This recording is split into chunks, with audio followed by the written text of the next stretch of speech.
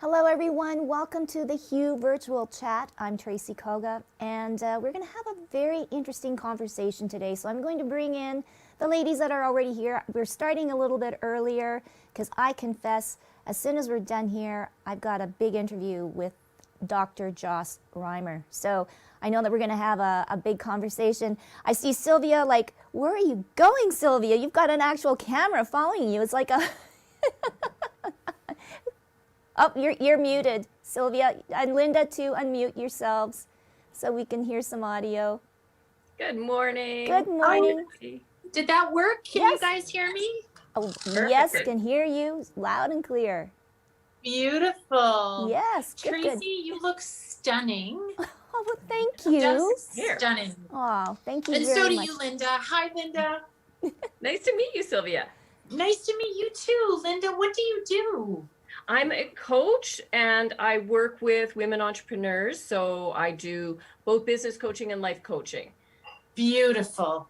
What do you do? What's your business? So I'm a professional speaker. My area of kind of extreme focus and specialty is dealing with stress. Nice. So I kind of loosely group my topics into corporate health and personal health. And I also do coaching, although it has not been, I worked the majority of my career in the field of mental health. So when I started my own business as a speaker, I wasn't really coaching, but then lots of people asked for that. So I coach when clients ask for it. Nice. So we're asking for it today. Yeah. And Sonia will be joining us, Tracy. Yay, She's good. in transit. Okay. So she'll hop on about 11:30 if that's okay for you guys. It's certainly, we welcome everybody to come. I know everybody's got different schedules, and Cynthia's going to be joining us all the way across the pond from England. She's going to be around too. Beautiful.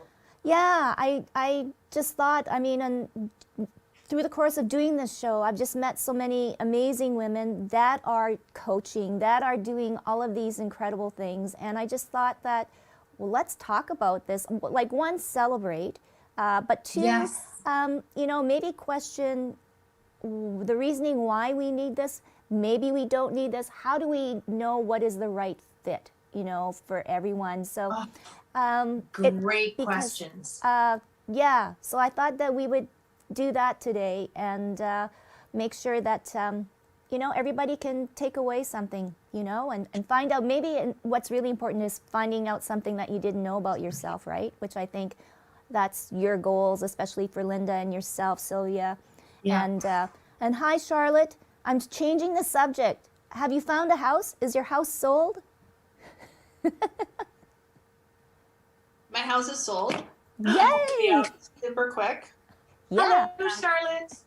Hi. And you know what? We have a cottage Yeah. and we're looking for a bigger one. So that's kind of what we're doing right now. So potentially you could become a Ontario resident then? Down the road, not in the near future. How's that? Sounds good. Yeah. Are you allowed to get to your cottage right now or no? Or No, unless I announce that I am moving there. okay. So Gotcha. I'm back in Winnipeg. Okay. Oh, well. Oh, that's like, these are crazy times. Like, this is cottage season. I know. It's Yeah. going to be very interesting. Oh, and hello, Rana. Good to see you again. I love the green on you. And how is Ramadan going? Oh, all good, all good. Missed a few. I definitely missed a few, but yeah, I'm Yes. just busy with work. That's all. Well, work is good. Yeah, almost as living like everybody else, Yeah. Yeah. making it through, pushing the best you can. Yeah. But yeah, it's good to see everyone. Hi. Yes. Hi, Susan. Good to see you. Yeah. So we're going to get right into it.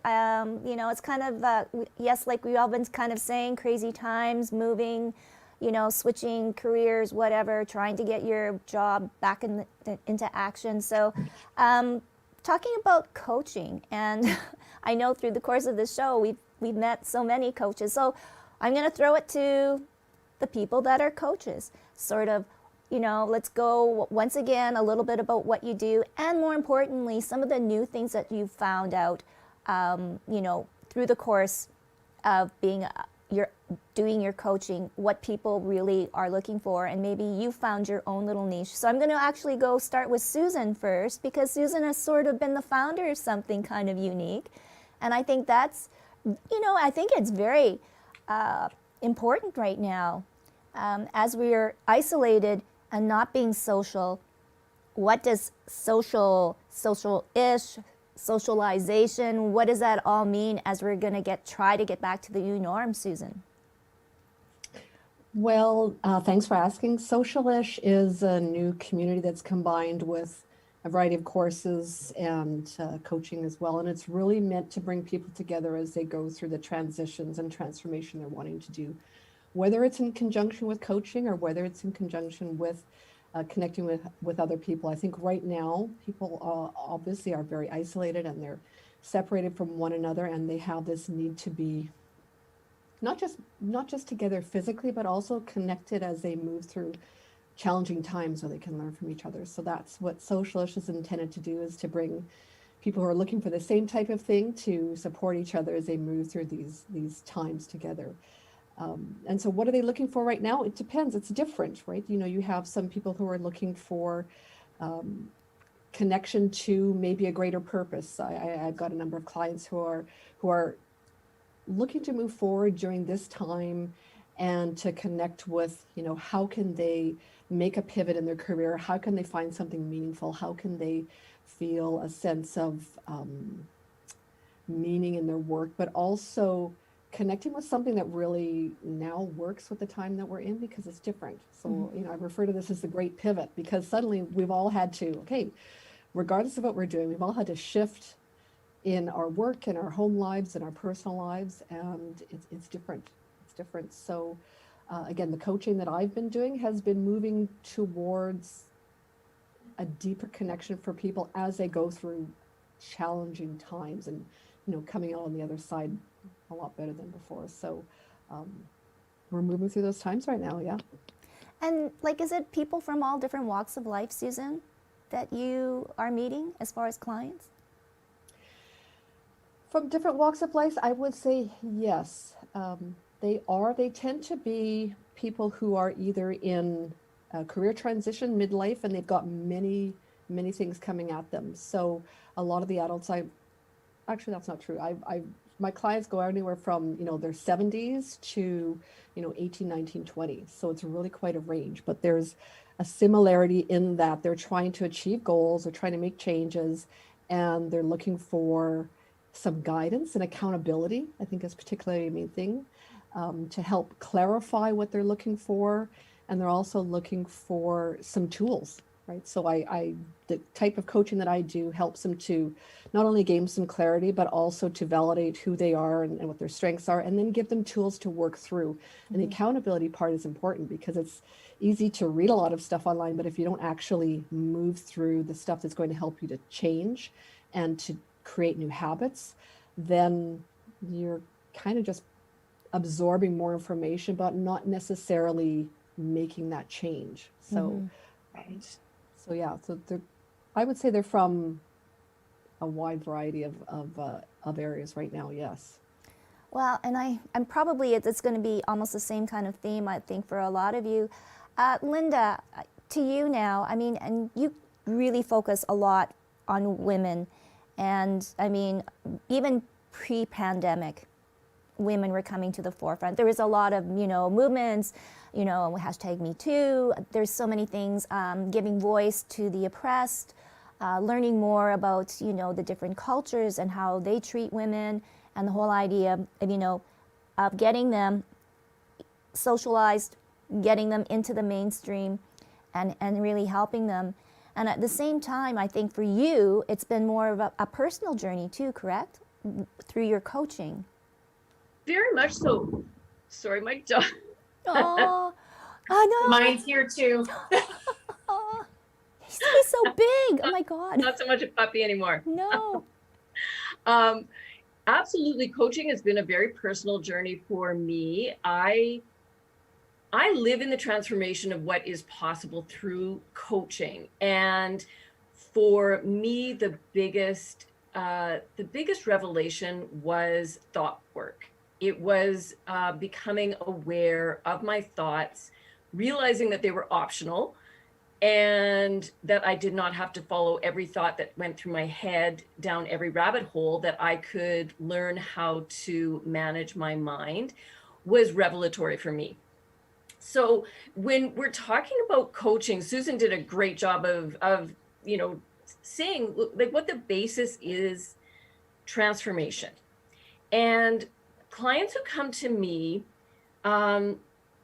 they're not necessarily looking for, they're not coming to me saying, I'd like to shift my mindset and I'd like to, have a sharper focus. No, they're coming to me saying, I wake up every morning and I feel overwhelmed before I even roll out of bed. I've got these goals and I can never get to them. I can't say no to my mother-in-law to save my life. My kids I'm reacting to my kids, and I know I want to make these changes, but I don't feel confident. I'm feeling alone, like I'm the only person in the world who has these problems, right? It's all my fault. So that's what people come to me with. And so through a process of what I do is we set goals, but it's more, the goals we set are based on becoming very clear on why they want these goals in their lives, to, what vision they have of the future that would be delightful for them, learning how to manage their mind. Thought work is just so key. Realizing that feelings are actually a superpower, that we spend so much of our time trying to avoid feelings, and learning that you can feel anything and not fall apart is also a huge, huge shift for many people. Learning how to take action before you're ready. Not waiting for the confidence fairy to come in the middle of the night and tap you on the head and say you're ready. It's like, no, you're gonna go now, even though you feel sick, even though you feel nervous, even though you're, freaking out inside, you're gonna take action. One of the big parts of the process is decision making. That's something that holds a lot of us back, is decisions. And we can overthink them, we can overanalyze, over research. We give ourselves like, a month to make a decision that could have been made in like 5 minutes, if we were willing to make mistakes, if we were willing to fail and learn from our mistakes. That's a big one. I also, like Susan said, setting up that accountability piece, it helps. If you've got one of your goals is to do last year's taxes, right? And you're just feeling like so much shame that you haven't got them done, and you keep procrastinating because you think, oh my gosh, every time I think about doing my taxes, I think I'm bad at math. Like I should have done this already. You're already beating yourself up. Having that accountability piece is brilliant, because you are, have somebody else, knowing that you're doing this really hard thing. You can check in with them and say, yeah, I did that pile of receipts. And, having the accountability and a community support system is also part of it. And then one of the biggest, the last piece of process that I use with my clients is self-care. Putting yourself at the top of the to-do list, all of the things that we know what we should be doing. We know we need rest. We know we need to eat. We know eat healthy. We know we need to do all these things, but getting ourselves to do them is the missing ingredient often. And really focusing on learning how to be kind to ourselves, learning how to, just say a kind word to ourselves, and caring about ourselves it can be that can be a massive shift in itself for how we approach our days and how we achieve our goals. So for me, it's a whole process that I go through with my clients, and it is personal for me because I rely on all of these things myself. Like, you know, most of you know, I lost my mom recently, and, you know, it's very challenging and very difficult, but I noticed that I'm able to manage it much easier because I've already got these habits and mindsets in place, so that if, you know, if things are going downhill, they don't have to go too far downhill. I can, you know, put the brakes on, or, you know, if I'm starting to get really just, you know, spinning out, I can stop myself easier with all of these tools in place. Oh, thank you. Aw, thank you. I know it's hard, especially when you lose someone that, you know, a loved one, and yeah, and it must be amazing too when you're having to be a coach for other people that are falling apart, when you have to try and keep it all together yourself inside. That's really tough. But You know what? It's not actually. No? That's what's interesting. No, it's actually the opposite. When I'm going through a rough time myself, I find coaching to be so easy to do. I find I focus, because for me, coaching is I'm listening to the other person's thoughts and helping them break that down. And that skill that I have as a coach doesn't leave me when I'm going through a difficult time. It's like, you know, a great analogy is, if you're trained as a nurse and you're going through a really rough time in your life and you're having a really, you know, difficult time, if you were out at a restaurant and somebody cut themselves, you know what to do. It wouldn't be like, oh, you know what, I can't deal with this right now because I'm grieving. It's like, no, you know exactly what to do. Your skills and your abilities don't go anywhere. So it's yeah, I actually find I can coach really, really effectively. In fact, sometimes more so, because I'm really in tune with where other people's trauma can be, or other people's blocks or sadness, you know, so interesting. oh yeah, so I'm just gonna actually go into our little group chat here and welcome Cynthia. And I think I see, is that Sonia? Sonia's here, yeah. Can we She do just needs to be let in. can we do can we do Sonia's car karaoke? Let's all do a song with her. She's driving. But Cynthia, She's a singer, you know. She I was know. Yeah. She was a charting recording artist. All right, like do The Weeknd or Ariana Grande for us, okay? You know, send us something good.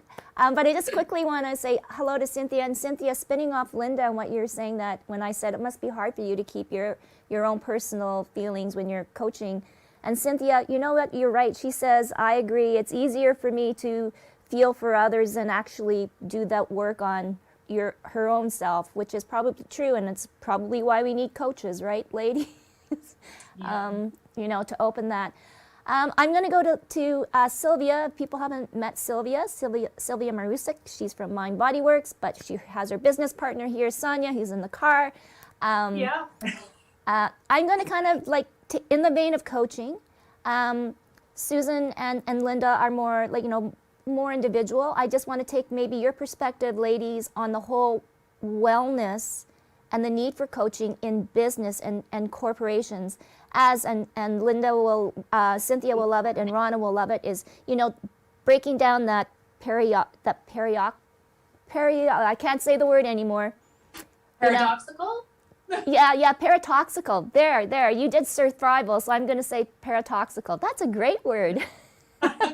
It works. So thank you for including both of us. I'll speak a little bit about myself, and then I'll pass it over to Sonia. So Sonia and I each have our own companies, and we do our own work.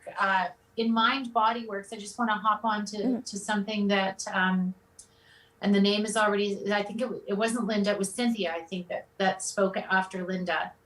Was it? No, it was Susan. something you just said, Linda. Yeah, something. So I'm a professional speaker and my topics are health and well-being and pretty much everything under that umbrella. And my topics are loosely grouped into personal health and corporate health. But you said something about coaching that really struck me, and it is regardless of what you're going through, it is transformative to be able to help people regardless of where you're at. And for some of us, because I have a nurturing archetype, that's my archetype, I default to nurturing in every aspect of my life. And so that never leaves me. So the ability to be a coach never leaves me. But what I did not realize was how much I needed to do that for my own well-being until I was diagnosed with cancer last year, completely unexpectedly. And the day after I was diagnosed, I was in a manufacturing company where I provide on-site injury prevention services. So in addition to the professional speaking and all the other stuff, I do this, I'm an occupational therapist, so I do this hands-on, on-site injury prevention. And so the next day, I did not tell a soul that I had just been diagnosed with breast cancer. It was a rough evening the night before, a rough night. Hey, I just closed that door, you guys. My dogs just opened the door. I did not realize until I went through a 3.5-hour morning with injured workers, some of who were suffering stress injuries. They weren't physically hurt, but they needed me to talk to. After that, I went back into my car and realized that for 3.5 hours, I hadn't thought about my own suffering once. I hadn't thought about my diagnosis once. I did not think about my own issues once. And what that gave me was the understanding, knowledge, and conviction that regardless of what's going on in my life, I can help other people in a way that was so humbling and so meaningful to me. And I felt so thankful and grateful that I could still do that. Like, I just get goosebumps thinking about it, because that's the thing. It doesn't really matter where we're at. Our responsibility to show love and kindness and support and respect to others doesn't change. And in fact, we are still more than capable of it, even when we're struggling. And in that struggle and in that giving, we get so much back. So can I get a hallelujah on that one? That was just such a revelation for me. So when it comes to coaching for me, I also do personal health coaching or personal well-being or purpose finding. My clients range in age from 14 to whatever. But what I really love to do along with that is leadership coaching. One of the things, and Sonia and I are really into this together. We also have a company, so we have our own companies, but we have a company that we share called Survival of the Fittest. And what I love to do, what we love to do together, but what I also love to do and Sonia loves to do personally and outside of this partnership is coach leaders to get a little more in touch with their hearts and not lead just from their heads. Because people, you can throw a policy at someone and you will absolutely put them to sleep. They can throw their sleeping pills out, they'll read that policy, they'll go to sleep. Not that policies aren't important, but that is not how to create change in an organization or a culture shift. You have to find the heart of your employees. And when we say these things to leaders, instead of them feeling like, great, I got one more thing dumped on me, we are actually making their jobs easier, because we're giving them a secret weapon, a superpower to create culture change that makes everything better. And now I'll turn it over to Sonia. Thank you. Wow. Hi, Sonia. Hi, how are you? Good, good. Are you like at a stop or are I stopped and turned my car off.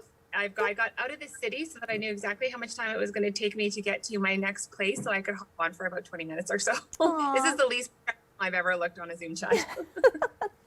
Well, you're definitely in transit, so you know you have the stage now. Okay, so I missed the first part. Am I just talking about some of the coaching kind of stuff that I do and the framework?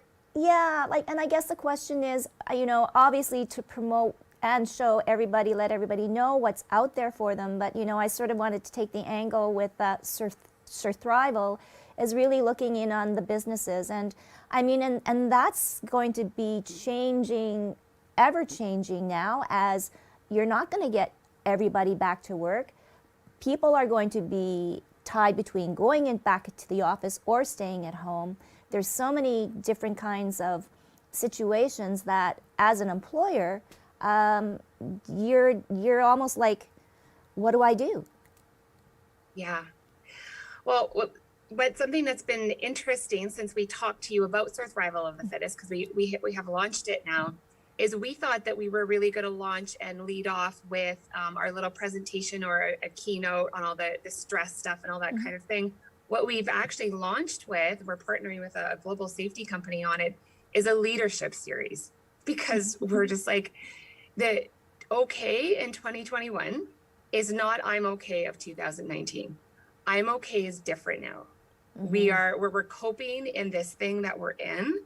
And when a leader says, well, I'm okay and I got to keep myself together because all this stuff's going on with my employees, it isn't the same. So they're really who needs a lot of the support in a company first, because they're the ones that are holding so much more than they were before 2020. And then honestly, like, we say in some of our promo stuff, they were holding too much even before, because we were all teaching people how to eat, sleep, and breathe before 2020 happened, and now it's worse. So there was a wellness crisis anyway.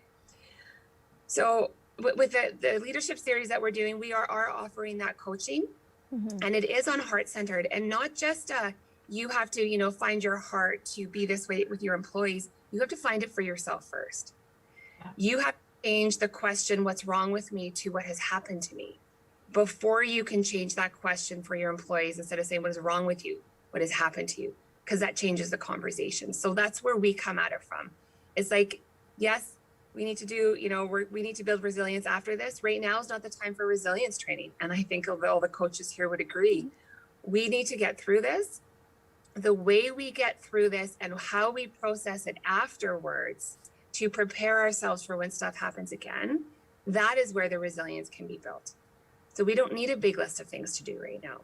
We just need to be really honest about what has happened and kind of where all of this is headed, and find the things that are going to ground us now, that are going to make us kind to ourselves now. Because if we don't figure that out as leaders, or help, the people that we're coaching find that, they cannot be that to other people when this is over.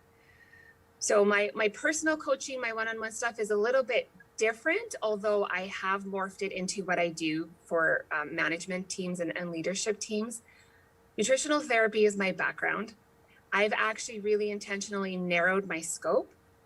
I still have the food and the nutritional therapy when it comes to therapeutic supplements to heal a body system, to correct imbalances in the body, but I'm very much focused on what I call I call it timeline therapy, but apparently that's a real therapy that psychologists practice. So that's not actually what I do. But what I do is I use a person's whole timeline, their whole story on a line across a bunch of papers, sometimes it's 3, all the way across. And we look at the cause and effect of everything that has happened to them. And when a person sees their timeline and they see that the C-section that they were born into interrupted their microbiome, all the antibiotics for those ear infections, the ear infections that might have been caused by a faulty microbiome because it was a C-section, antibiotics that trashed it further, which then gave them tummy aches and food intolerances, which made puberty tough, which then, nothing left to go on once they leave home. Then they're on anxiety meds. Then that vibe that they have, they're attracting unhealthful partners. They get into a difficult relationship. Then they're on anti-anxiety and antidepressant meds. And then the heartburn and the GERD and the IBS and then metabolic syndrome by the time they're 60. This is a lot of people's timelines.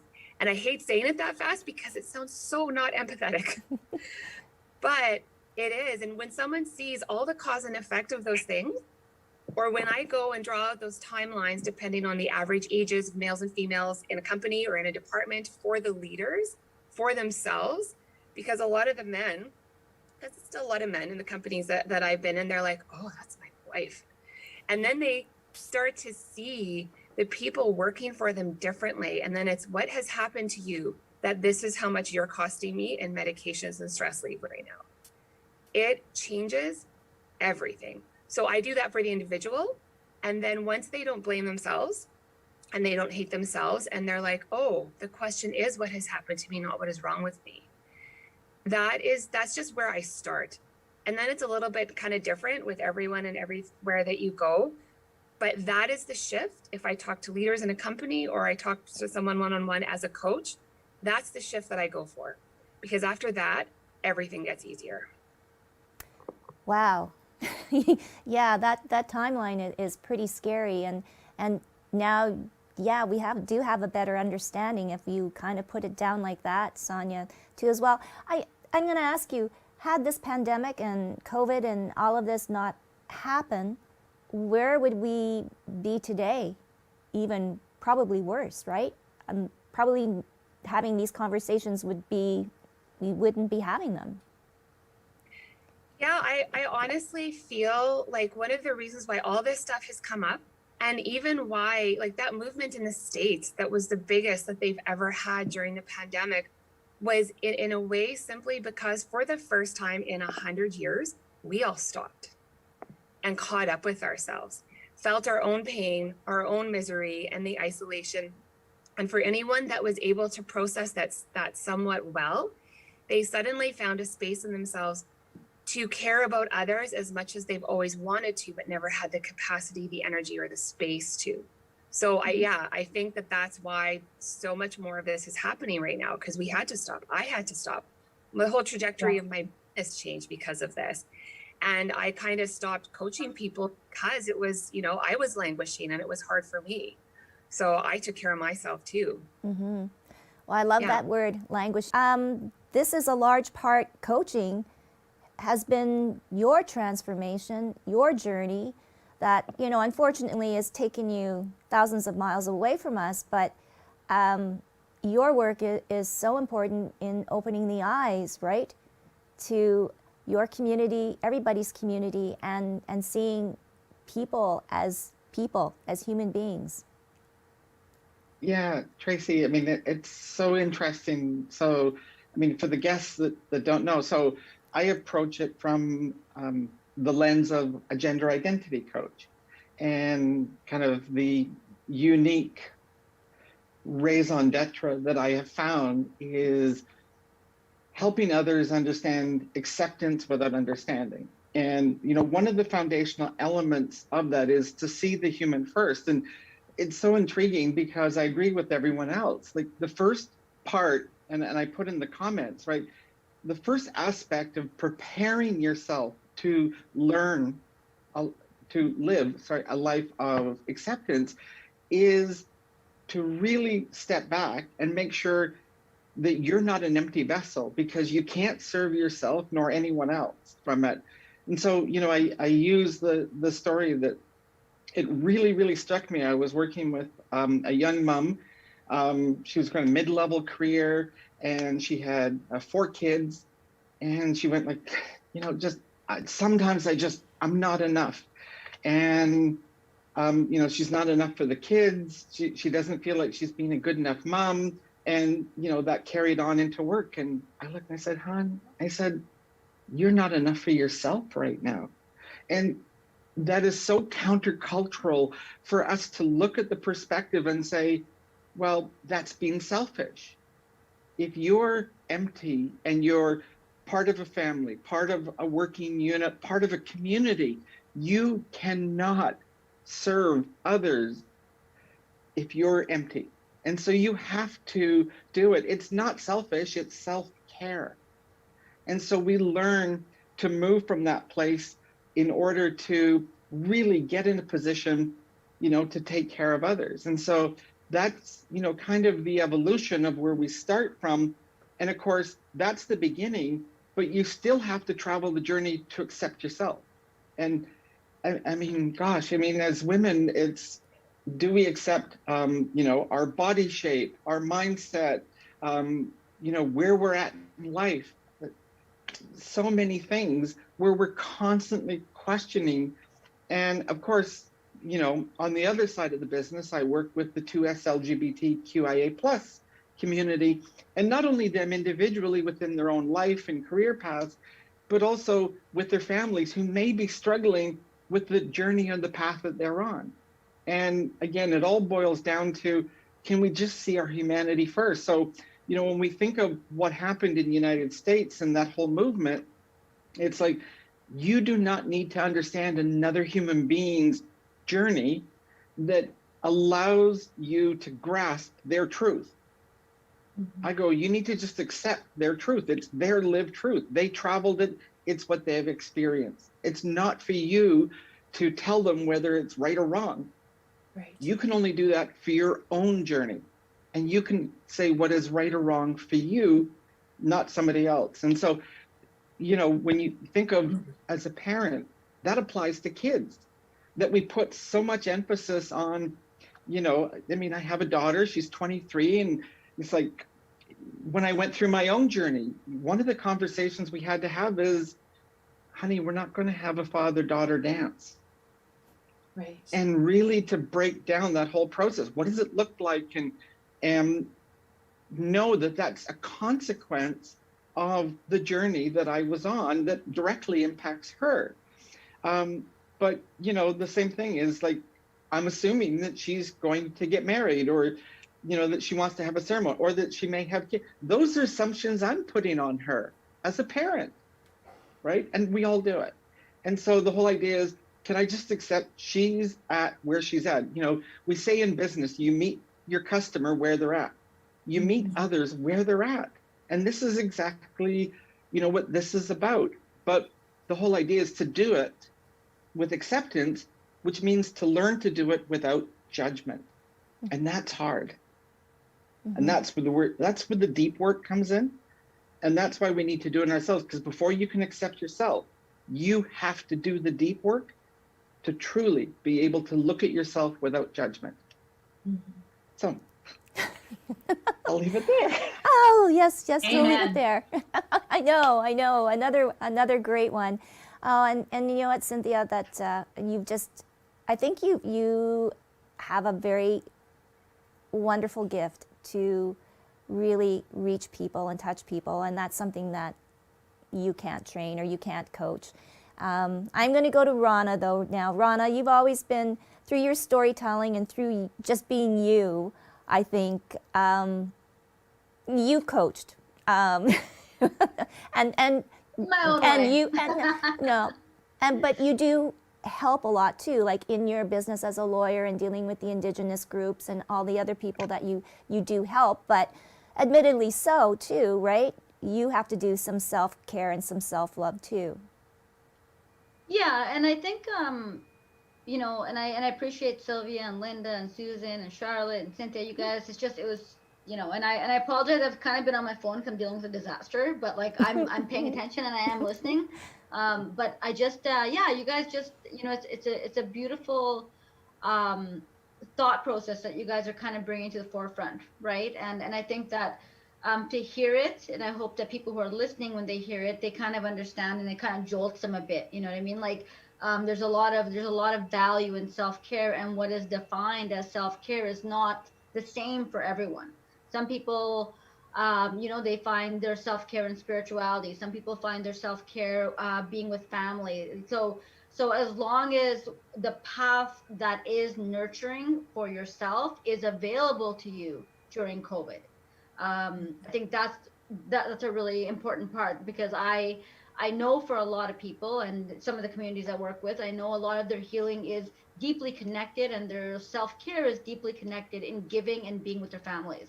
And now you have a situation where that is the crux of their self-healing, and that is the one thing they cannot do, right? So it is quite different, and I think it's quite different across cultures, and it's quite different across groups of people, and it's quite different across you know, how your family is structured. So I think that, you know, just acknowledging everything you guys said and just kind of adding that point to it, that it is just different. And I think that I think sometimes it's really important to view what self-care means from not a very kind of Eurocentric lens, and from different perspectives, right? Because I think that, and as much as I kind of listen to everyone, I'm like, yep, these are all check marks, right? Like I would say this to my sister, my brother, my friends, I would absolutely do it. There's always these little components that are very specific. And I think that perhaps the questions, maybe it's more of a, and I know for just listening to all of you guys, I'm recognizing that when you guys are talking about the journey look like. So I acknowledge that from your coaching perspective, but I think that there's a lot of people who actually don't do that, right? There's a lot of people who sit there and be like, well, this is what you need to do, and I'm your coach, and I'm going to tell you that, and that's not what anybody needs, and that's surely not what people that fact-based kind of, seep in the deep end and see what does your true, the deepest core of you, what does that self-care look like? And I think that that's the one part of it. The second part, coaching and intelligent, but also caring approach to it. A long time ago, my version of coaches used to be like that Tony Robbins kind of, you know what I mean? Like that type of, like that really, really yelling kind of scenario. And I think for a lot of people, like I hope they start to see that there's a different way now, or because from what I remember, like that's what I always kind of equated with coaching, right? Like those really hard guys yelling at you and screaming at you. So this has kind of been kind of enlightening, and I would think that for a lot of people listening, they would hear your compassion and all of the knowledge that you guys bring forward and be like, wow, I would much rather have that type of coaching, whether it's for my emotional health, my business, for anything that I do, because this seems more fitting to me. And as a business owner, like, I don't know, maybe it's my time. Maybe it's something that I should be exploring, because it's hard. Like, it is hard. It is very, very difficult to not have a sounding board. And, we have colleagues and we have friends and we have all these people, but sometimes you really need a person who's not emotionally invested in your happiness or your well-being. And I think that that's another really important part about why people should seek out that type of expertise, right? Because I can go to 100 friends, but at the end of the day, they're gonna be like, well, I don't want Rhonda bitch about this, so I'm gonna tell her to do this, right? So maybe that neutral third party is always really, really nice. But hands down, I'd pick any of you guys any day to coach me. So Thank you. Yeah. Can I just pop in and just say one thing about friends? Mhm. Friends, Mm-hmm. and I say that with so much love and respect for all of our friends and all of our coaches. We've probably all had coaches. I remember saying to one of mine, how about we try something different today and you tell me what I want to hear? And he laughed and said, you will only ever get the truth from me. And I'm like, I tried. Well, Anyways, didn't mean to interrupt. I just had to say No, that. no, and this is all Such a good. good point. Yeah, but I was just going to add, though, Sylvia, there are exceptions to the rule. Rana is one. She'll tell you exactly. Oh, I'm pretty hard. Yeah, I'm pretty. But to be fair, I know. I'm I don't know, and it's the reason why I kind of sucked at politics when it came to presentation, right? Because I just don't have a bullshit bone in me. Like I just need people to hear what has to be said. I don't feel like, just kind of humming and hawing over stuff. And, to be honest with you, we're talking about coaching and self-healing and healing in general for a really long time. Right after politics, I felt that was a bad trait that I had. To be honest with you, people made me feel like it was a trait that was not deemed kind of worthy. Like it was some sort of, and people do this with women a lot. Well, if you can't control, quote unquote, your emotions, which was not what I was actually doing, then you are not kind of able or worthy, or you're too emotional, or blah, blah, blah, blah. And then it took a long time for me in law, and then just to kind of see, when I was like, no, I just need to be me, because that is my self-care and my self-healing. I don't want the anxiety of thinking after the fact of I did something or I said something that was so not aligned with who I was, because that gives me anxiety, right? Yes. It makes me feel icky. It makes me feel bad. I run it through my mind. But it took a lot of healing just on that point, to recognize that people have all these you know, I mean, I love picture filters right now. I'm getting over it, but I used to. I used to really love them. But I think it's that filter that we have of ourselves, and I think it's really important to have filters, you know, and filters that make you not be sexist, racist, homophobic, blah blah blah blah blah blah blah, right? All that stuff that are just icky human qualities. Though that's the filters. That's the stuff. Well, frankly, you shouldn't need filters for that. You should just not be those things, right? But if you're in public life, I think that you know, you're just so forced to not, you know, not say a swear, not say anything. And I'm like, I say it in my house. I say it with my friends. I say it with anybody that I need to say it. It's just my way of communicating. But if we were going to balance the positives and negatives, I could tell you that me saying shit is much less of a negative than me telling you directly and clearly what I think and what I feel based on my knowledge and what may help you and what might be like really good advice that you may not get from somebody else. So I guess my point is just from like a public life perspective, it's just that, you know, I remember that time where I felt like, wow, like I'm not allowed to really say anything. Like I literally cannot say anything that is not scripted. And then people would be like, well, she's just, you know, she used to be authentic and now she's not authentic. Well, yeah, I'm not authentic because you're giving me words to say that they're not me. You know what I mean? So anyways, if I ever go back to politics, I can show you there's going to be opposition research on all these Hugh crews, every one of them. The 60 or 70 that we did, where they're like, well, she said shit here, she said blah here, like guaranteed. So thank you, Tracy. Yeah, well, you know what? I'll just do a blooper reel and send it to them. Yeah.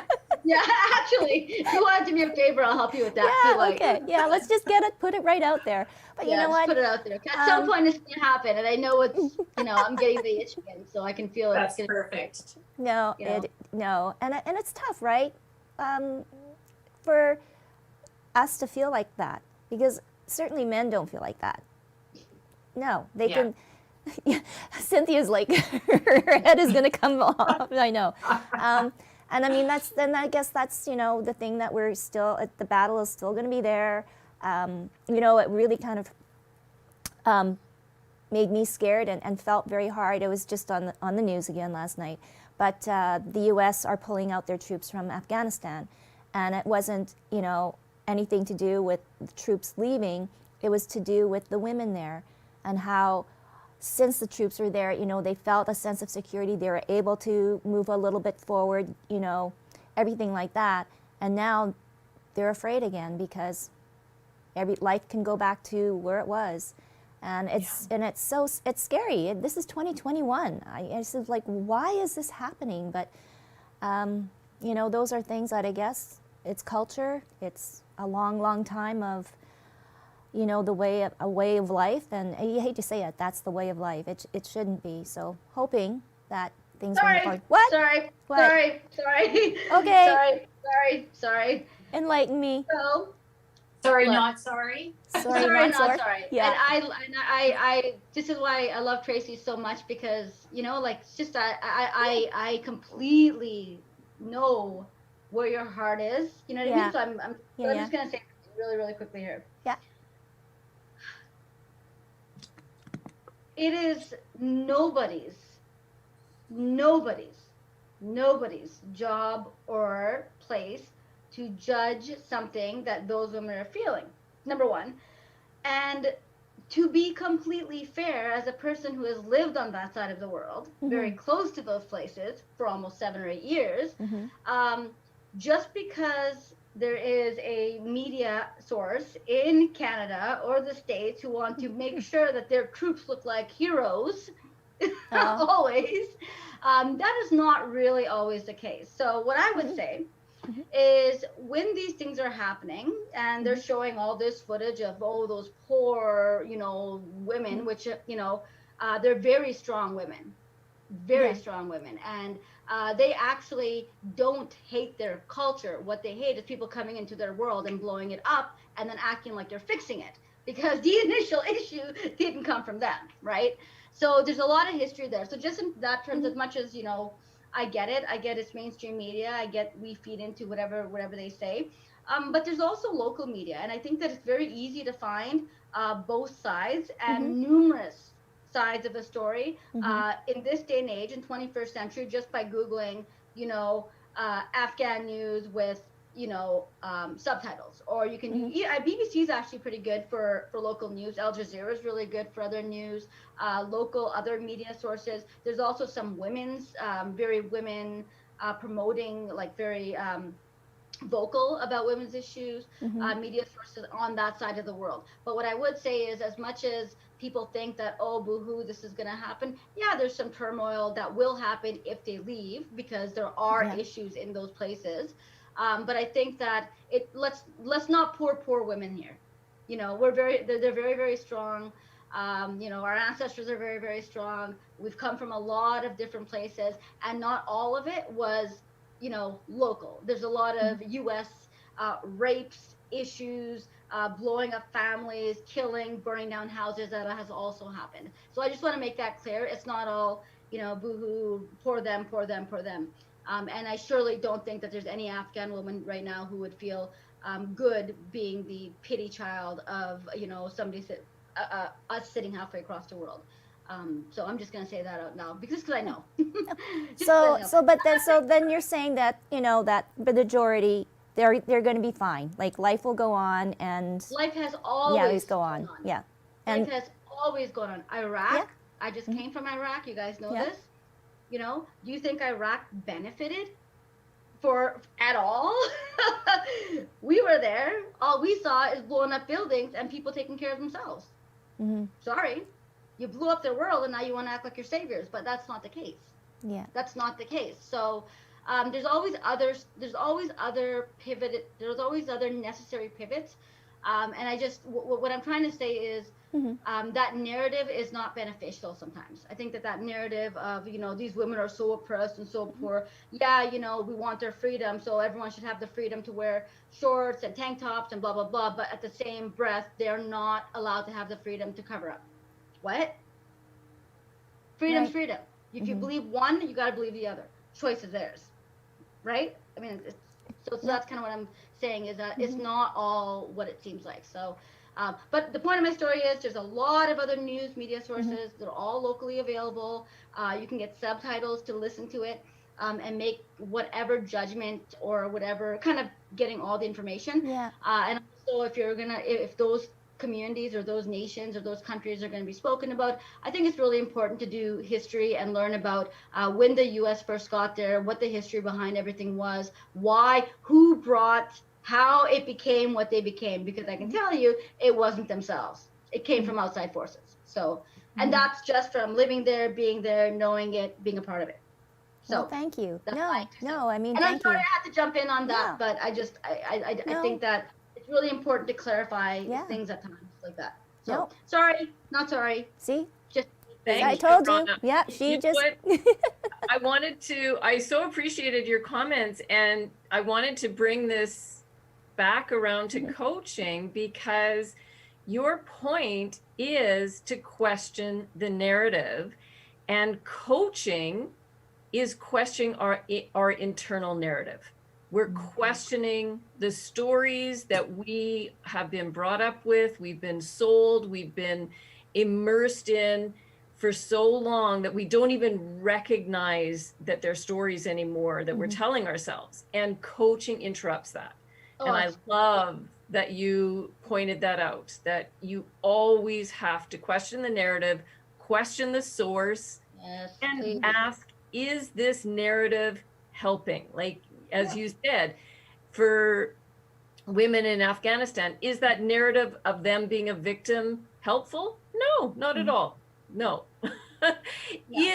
And you then have to ask yourself that, is the narrative, my internal narrative of a story that I've been telling myself that makes me a victim of something, is that helping me get what I want in my life or in my future? Is it creating happiness? And so I love that it brought it back around. You brought it right back around. It's beautiful. No, I love that. It was beautiful. And Tracy, you had said at the beginning of the show, you said, like, if people are looking for coaches, what do they look for, or what would be the fit? And really, the only thing that makes people decide on what coach they're going to choose is they think that person can help me. That's the only criteria. It has nothing to do with degrees or even niches or even like what people's focus is. It's the thought that person can help me. And that's the only thing that we really base our decisions on and think, yeah, that person gets me. That person could really be my cheerleader, but also a little bit of that, like as Sylvia was saying, that truth telling that we all need as well, that outside point of view. Yep. So thank So you. the real question is, should I get a coach? Yes. Everyone should have a coach. Coaching is so much fun. Like if you've never had a personal coach, I never it have. is so much fun. Like it is like the secret ingredient in life. But Okay, I'm so I feel like I'm missing this secret ingredient. I'm biased, but it's so much fun. Okay. I just want to add something. Yeah. I just want to add something to that, because sometimes we think of people needing coaches at times of crisis, or that's kind of the criteria, like I'm at a crisis point, so therefore I need a coach. But one of the clients that I've been working with, and my clients are mostly short-term clients, so if you're kind of needing me for 6 months, you probably need someone else, because that's probably a really, you might need someone else, because most of what I do is, 3 to 6 sessions, and you are probably on your way. I have a 14-year-old who's had like 2 sessions with me, and the change and growth is just phenomenal. Probably doesn't need more. But what I think is really cool is one of my clients came to me with this goal. I just want to be the best version of me I can be. So she's doing great, just wanted to level up. And wow, has that been fun and exciting and enjoyable. So Rana, it doesn't have to be a crisis time. It could just be, hey, what could I do to level up in this area of my life? Or maybe there's not even a specific area. It's just, hey, could I feel better than I already do? Like, have any of you experienced a moment in your life where you're super happy, but then you get a happier happy because there's another part to your life that gets added? Oh, hell yeah. We've all experienced that. And we're never going to be at the end where we say, I don't need any more improvement in my life. And self-improvement, I'm kind of at the top. It's never going to happen. I want to meet that person who's at the top of self-improvement. And I want, Yeah. Well, I think Charlotte, you're that person. You're at the top. You just sold your house, you got the cottage, you got this great job, you're helping people. People love you. Yeah. I'm just kidding. I know, and you're the peer support expert. So, yeah, I guess you're always dealing with people in crisis, not people that are happy. Well, or is that true? It's interesting, Tracy, because I don't even know if you know this side of my story. So when I was really struggling, and as a parent, you're looking for solutions. You're wanting whatever it is you can do to save your family member, your family. So I actually am a certified solution focused coach. I have been for years, and keep my hours up to keep my accreditation. So and it was interesting when I was taking the course, I was in it with a whole bunch of HR people and consultants. And here I am, this naive mom going, I just want to help parents. And they're like, oh my God. It's funny because they all keep track of me, everybody that was in my class, because we spent almost a year together. And they're like, I cannot believe you actually are doing what you said you were going to do. So I spent a lot of time. So when Kirsten and I, or Robin and I, are working with families, you're just really hearing what they're wanting, and often, they do want that coaching aspect, and that's the service that I offer, and that part of our business, there is a cost to it, and I've become specialized in an area of supporting people who are in hard relationships, and when they're ready to exit out of a hard relationship.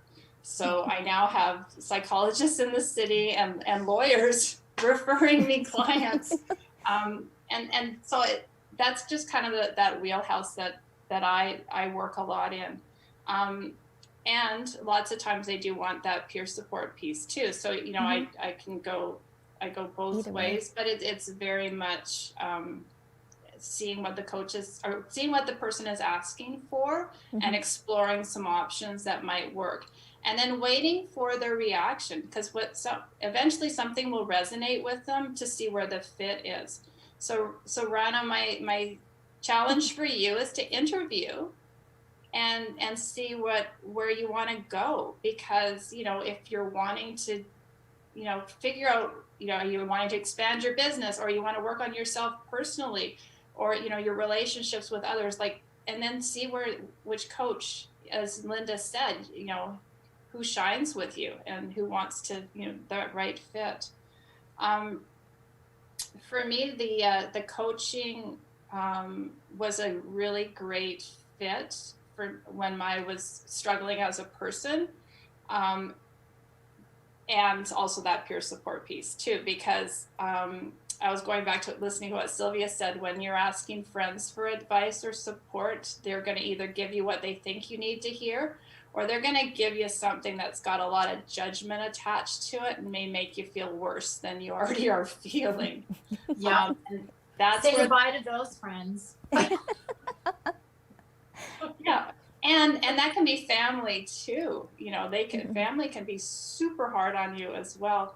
So that's where that coach can really support you to figure out solutions for, you know, where you want to go with your life, or the changes you want to make. And I also like the part where a coach isn't always there for when you're in a crisis. A coach is there when you're just wanting to change some things, or, you know, feel a little bit better about yourself, or explore some different options. I work with, you know, I'm working with this one client right now who's going through some really, really hard times. And she comes on our peer support call for families. And so she came on the call to celebrate some really great strides she's making. And then I was teasingly sent her a text, and I'm like, do you think maybe you could send me some of these updates when you get some good stuff? Because I said, because we got to celebrate this too. Because she tends to check in with me when life is really in a chaotic space, and needing some, you know, talking around that narrative. Like, am I hearing this right? Is this just another, you know, ploy to get me off kilter? Because that's what happens in a lot of cases of people I'm working with. The external narratives that they're hearing is causing them to wreak havoc on their internal narratives too. So, and that's just bringing it to light, like so many of the ladies were saying, is, you know, thinking about what actually is being said to you. And I'll just quickly, Curious Not Furious is a workshop that's just coming out. We've written it for a client we have in Florida, but we'll be showcasing it here up in Canada. Super excited about, I mean, one of the things that Rob and Kirsten and I do is we get to write content and workshops and trainings of everything that we wish was available when we were in different periods of our life. So the Curious Not Furious is so often when there's behaviors at home or hard times at home, family members can go angry first, as opposed to, like somebody mentioned, instead of saying like, what's wrong with you? It's, you know, what happened to you? And just changing your mindset. I'm working with a father that every time his son walks in the room, he immediately goes angry because he's so disappointed in the chaos in our house. And then just working through, how can we change that mindset that you have, because you're pushing it back on your child and you're causing the child to struggle even more. And lots of times parents aren't even aware they're doing it. So yeah. Wow, so many great things. Can I get all of you to write down your websites and contact in the chat so we can share? Absolutely. I want to share this with, I know that we all know it, but I want to share it with everybody else, because I think, you know, it is so important we'll follow Rana on her journey. You're joking about it. I'm actually leaving my email down here. Yes, yeah. Is this personal? Is this private? Yes. Yeah, Yes. it is. Okay. Yeah, it's Never just private. Like, Yes. I don't really want to give out my private email. Oh my goodness. And thank you so much again, Cynthia. I'm going to let Cynthia have the last word because you're always, you know what, you always make our day feel so much better. Wow. I mean, what's to say? It's the realization that we are all here for a purpose, but we're not all ready to necessarily find that purpose. And for people who start to question what may be their purpose, a coach that you connect with, that you align with, can absolutely be the kind of person to help you travel that journey and to meet that aspirational goal that you don't even know you have in life yet. Thank you. And we certainly, we certainly need to have those goals now, especially as we hopefully cruise into a new normal by summertime, and we can all be together again and express all of our love and feelings. I want to just let you all know that next week we're going to go to Wednesday. What am I seeing on my screen here? Oh my goodness, we're in school again. We're going to be on Wednesday at 1 o'clock. Robin is going to be helping me, and Charlotte, if you haven't left yet, I need to ask to see if you would have a psychologist that might want to join the show. We're going to be talking about mental health and, more importantly, languishing, as I think a lot of us are, what that all is, how it's having an effect on our lives and others around us, and hopefully find ways that we can work out of this kind of languishing. Or, Cynthia, a little bit like the FUD that you expressed too. Yeah. So next week, Wednesday, May 12th at 1 p.m., we'll all be in the classroom again together, and we'll have a great week. And happy Mother's Day to all the moms there. I know it kind of sprung on us very quickly this Sunday, so yes, celebrate and congratulations to all of you. All right. Love you all. Thank you, Tracy. Bye. Thanks, everyone. Bye-bye. Great to We'll see see you all. next Wednesday. Big hugs. Yes.